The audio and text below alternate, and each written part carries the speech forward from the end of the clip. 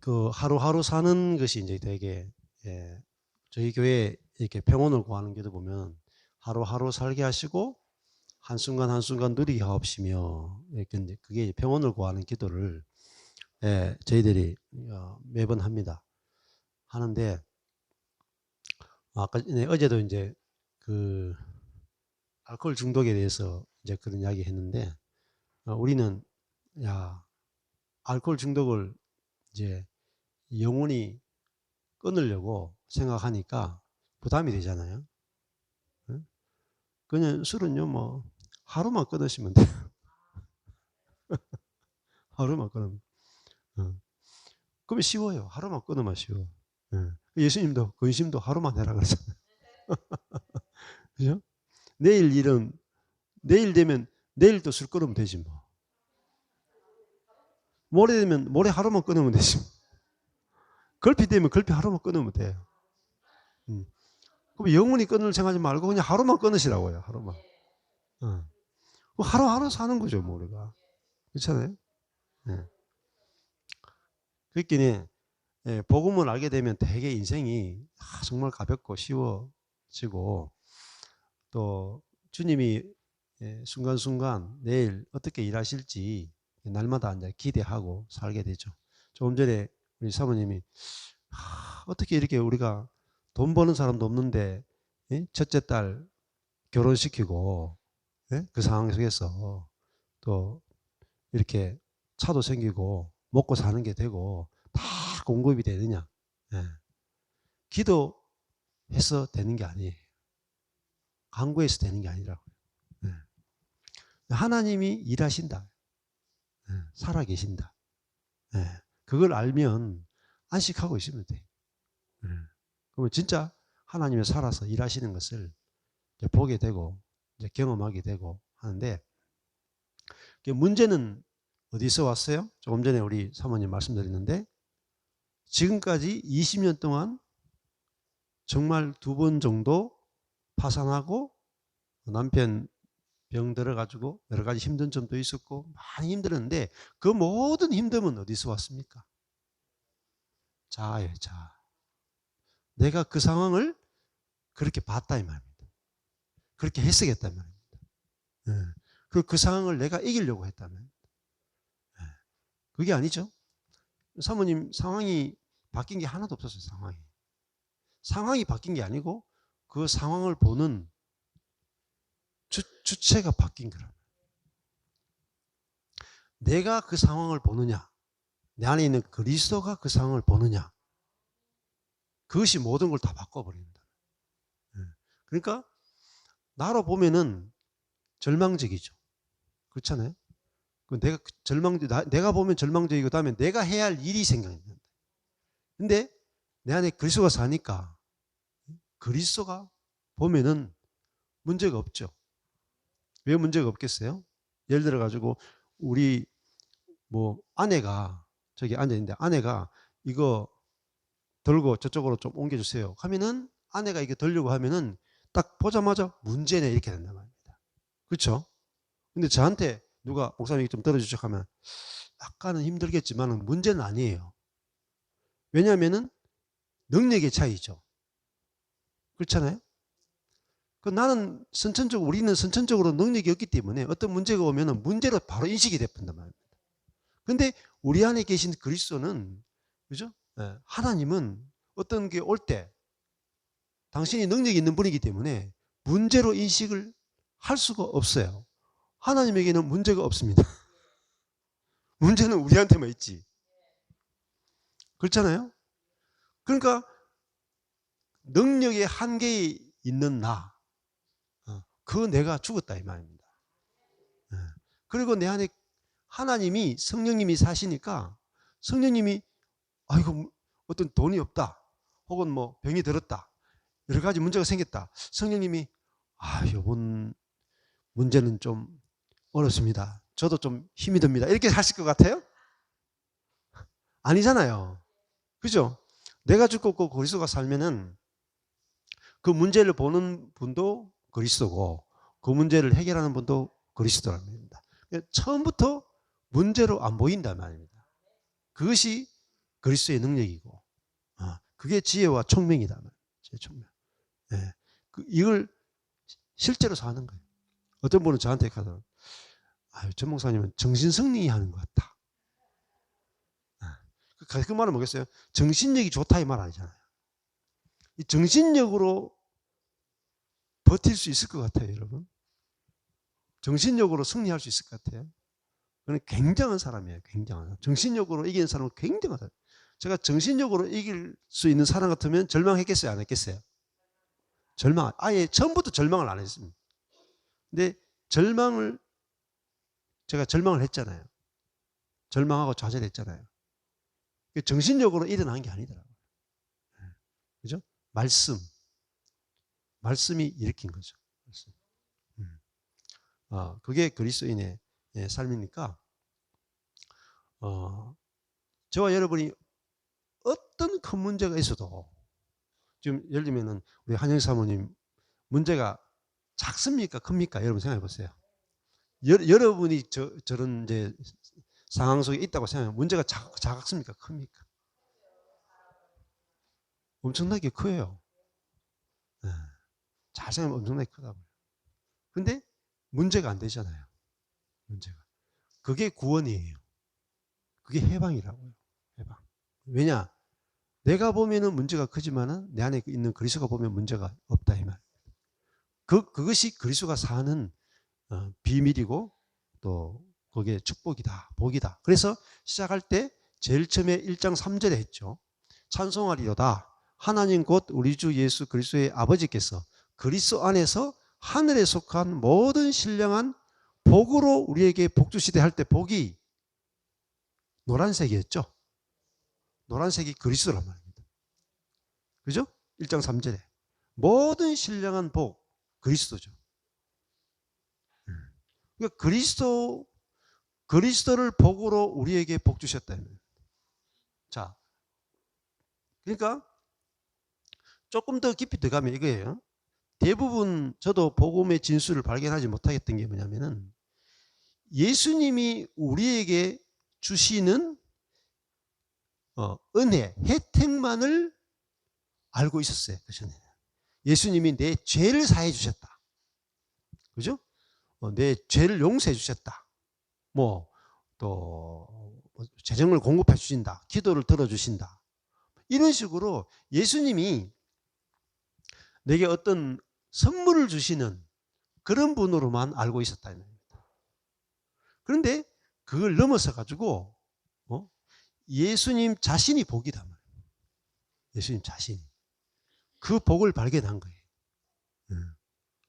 그러니까 이 예수님으로 인해서 죄 사함받는 수준이 아니고 우리의 모든 죄를 대속하신 그분이 내 안에 들어오셔가지고 나와 하나가 되어주셨고 내 안에 내주하신다 이 말입니다. 그러니까 그냥 죄사함이라고 하는 하나의 복이 아니라 그분이 가지고 있는 게 뭐냐면 하나님의 모든 충만인 거죠. 충만. 그리스도는 청량할 수 없는 풍성이다 말입니다. 뭐가 풍성해요? 하나님 자신이 예수님과 하나가 되어 있죠. 그래서 우리가 하나님의 모든 충만을 우리가 누리는 비결은 그리스도를 통해서 우리가 누리잖아요. 그래서 우리가 예수님이 주시는 죄 용서라든가 어떤 기도 응답이라든가 그런 것만을 우리에게 주시는 복으로 알고 있으면 여러분은 딱 그만큼만 누릴 수 있습니다. 저는 그랬어요. 그러니까 항상 내가 예수님을 믿지만 내가 예수님으로 받는 복은 한 손가락으로 5가지 정도밖에 안 됐어요. 그러니까 이게 충만도 아니고 풍성도 아니고 항상 부족했어요. 근데 주님으로부터 선물을 몇 가지 받는 그게 구원이 아니라 선물을 주시는 분이 내 안에 와서 사시는 것. 그게 진짜 복이구나 알게 된 거예요. 그러니까 그분의 모든 충만이 내게 나타나는 거라. 차이가 엄청나죠? 예. 그러니까 예를 들어가지고 저희 아버지가 돈이 좀 많다고 칩시다. 근데 그 아버지가 갖고 있는 재산 중에서 1억 원을 저한테 주셨어요. 그러면 저는 아버지로부터 1억 원의 복을 누리는 거죠. 그거 누리고 나면 어때요? 없어. 근데 아버지가 니한테 1억 원 안 준다. 섭섭했죠. 근데 아버지가 하신 말이 나를 니한테 줄게. 네 마음대로 써먹어. 그러면 아버지의 모든 풍성이 다 내 거라. 그게 진짜 복이에요. 그게 하나님의 아들이 복입니다. 그게 뭐냐면 저기 보면은 우리 했죠. 예수 그리스도로 말미암아 자기의 아들들이 되게 하셨다. 아들은 뭐예요? 아들은 아버지의 유산을 상속받는 수준이 아니에요. 아들은 아버지가 짓거라.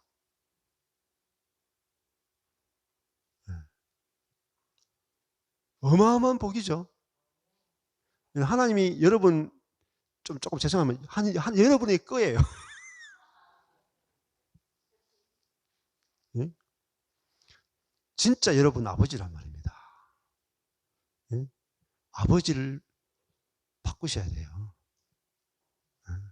아버지가 바뀌었단 말입니다. 하나님은 몇 가지 선물을 우리에게 주시는 게 분이 아니에요. 이게 에베소서라고요. 네? 그러니까 여기서 계속 충만을 이야기하잖아요. 충만. 예, 충만이잖아요. 충만 여기서. 네?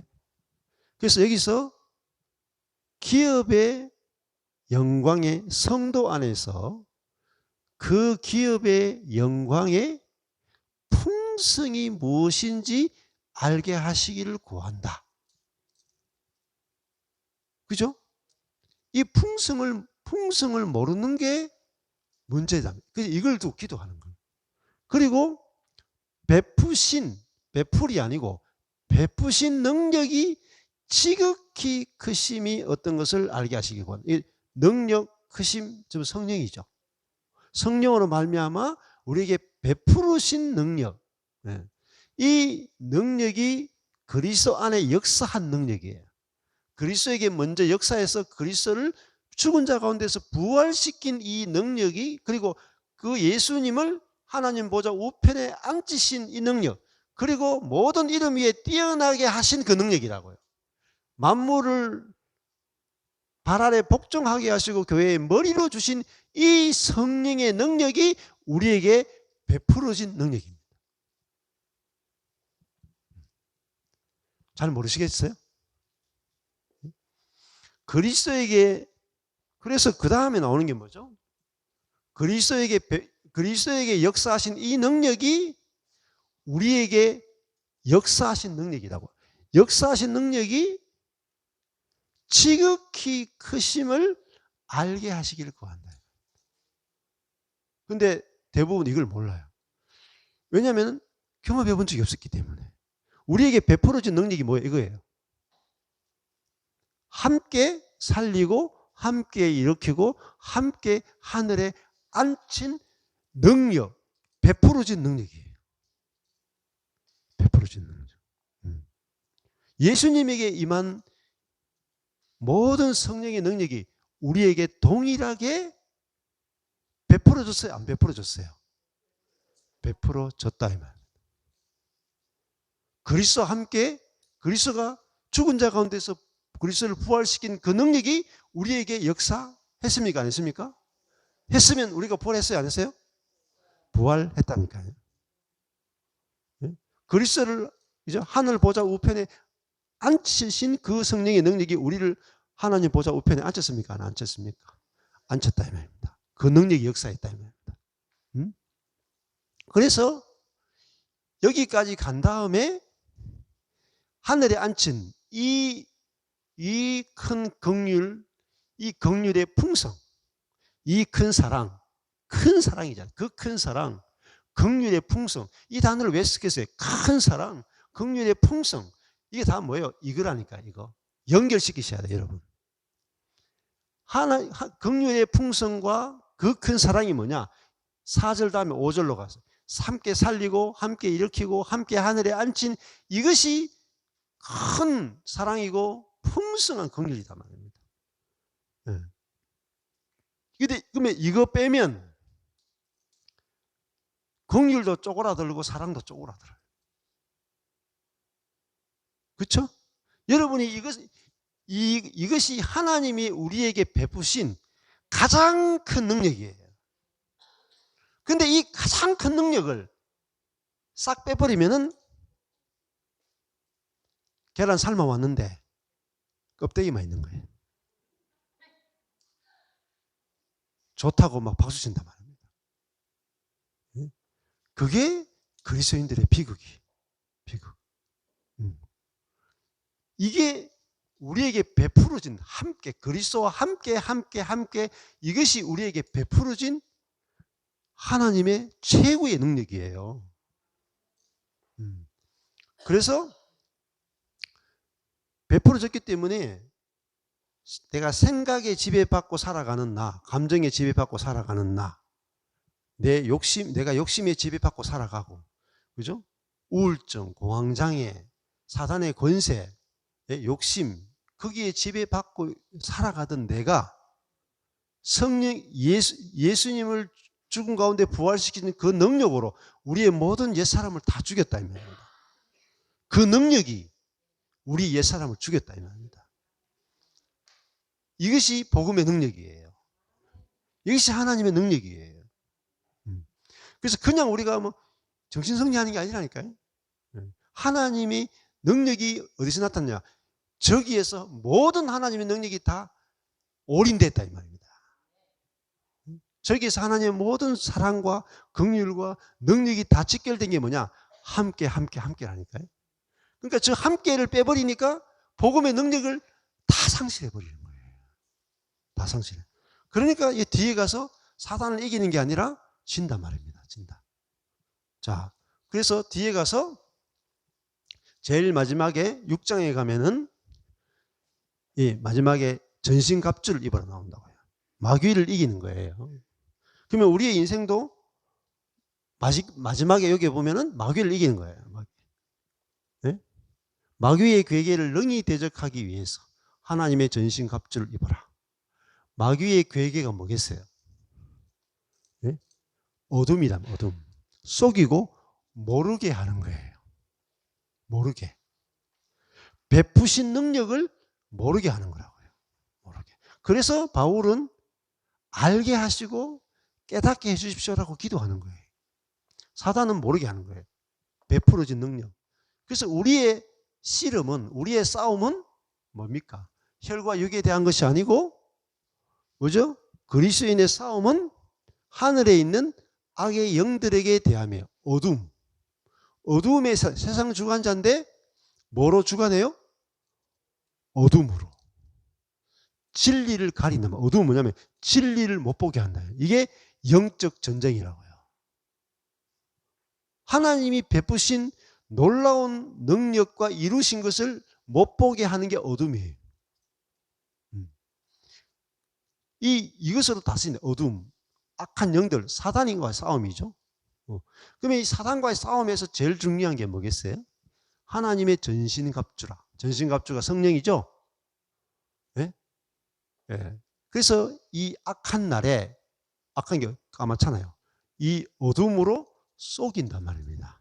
자, 사단은 하는 게 뭐냐면은 하나님이 예수 그리스도를 통해서 우리를 옛사람을 죽이고 부활하고 이미 하늘에 안전받은 존재로 새롭게 창조해 버렸어요. 그런데 이것을 바꿀 수는 없어. 바꿀 수는 없는데 감출 수는 있습니다. 감추는 게 사단의 작전이에요. 우리는요, 드러내면 이기는 거예요. 그래서 빛은 드러내는 거예요. 빛. 그래서 전신갑주에서 제일 중요한 게 뭐겠어요? 제일 첫 번째 진리죠. 진리. 네? 진리. 진리는 뭐죠? 거짓과 반대되는 거예요. 거짓이 아니라 진리는 뭐죠? 진리는 말씀이라고요. 말씀. 하나님이 이루신 일, 이게 진리라고요. 네. 이 진리로 허리띠를 딱 띠는 거예요. 이게 모든 무장을 딱 해가지고 진리로 허리띠를 띠고 의의 흉배를 붙이고, 그죠? 그럼 우리가 하나님 앞에서 이미 의롭게 됐다. 이거로 우리의 가슴을 방어한다 말입니다. 불화살을 방어한다. 그리고 복음에 예비한 것으로, 복음 말씀이잖아요. 진리, 복음. 복음 뭐죠? 저거라니까. 저 앞에 복음이라니까. 저 복음으로 신을 신고 밟으면서 정복해 나간다. 정복해. 그리고 우리가 이미 구원의 투구. 여기 보면은 믿음의 방패, 구원의 투구 쭉 나가는데 제일 끝에 보면은 이게 공격령이죠. 성령의 검. 검이 뭐예요? 하나님의 말씀을 가져라. 말씀이 전신갑주에서 제일 중요한 거예요. 첫 번째 진리고 마지막에 말씀입니다. 네. 그 말씀은 뭐예요? 우리가 사단이 속여놓은 것들을 다 빛으로 드러낸다. 빛으로 드러내서 다 무너뜨리는 거예요. 네. 그것이 철장의 권세예요. 철장의 권세. 네. 사단이 거짓으로 건축해 놓은 모든 것들을 진리의 말씀으로 빛으로 드러내면서 다 무너뜨리는 거. 이것이 우리가 말씀을 공부하는 이유고, 말씀을 공부해야 썩지 않습니다. 썩지 않고 다 풍성하게 누릴 수 있는 거죠. 잠깐만 5분만 쉬겠습니다.